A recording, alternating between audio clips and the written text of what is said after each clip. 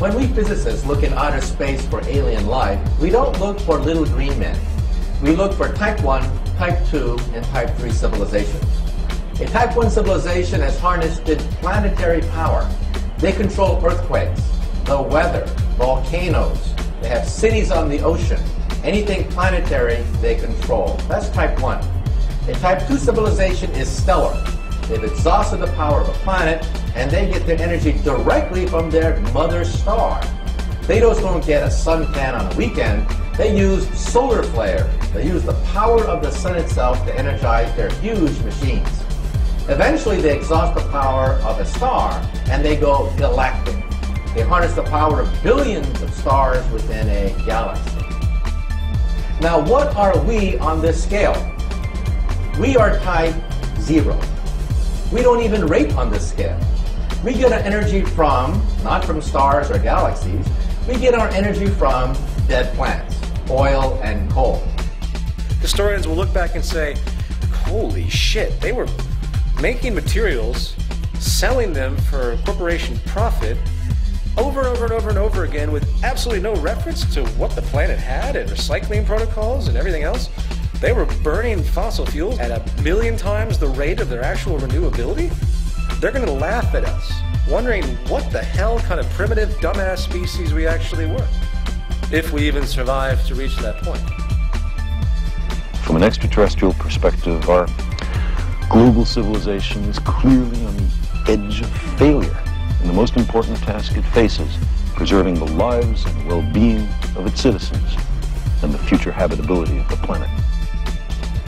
This transition is also the most important because it's not clear if we're going to make it.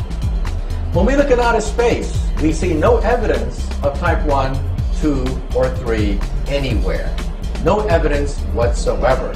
The mathematics say that there should be thousands of type 1, 2, and 3 civilizations in the galaxy.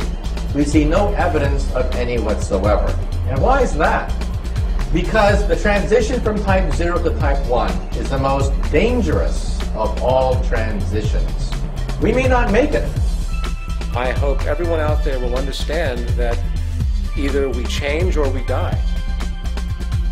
War, poverty, corruption, hunger, misery, human suffering will not change in a monetary system. That is, there'll be very little significant change.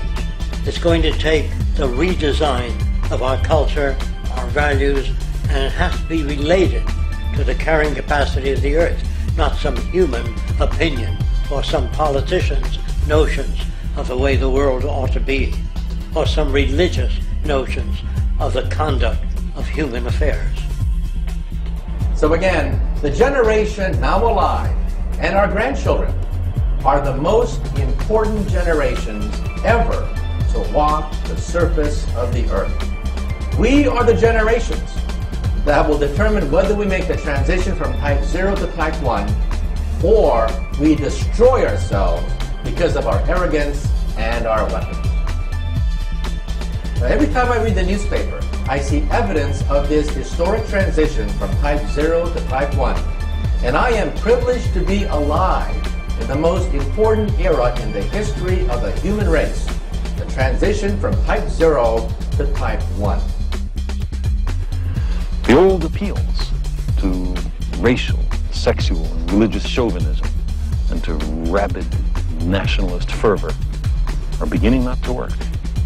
A new consciousness is developing which sees the earth as a single organism and recognizes that an organism at war with itself is doomed. We are one planet.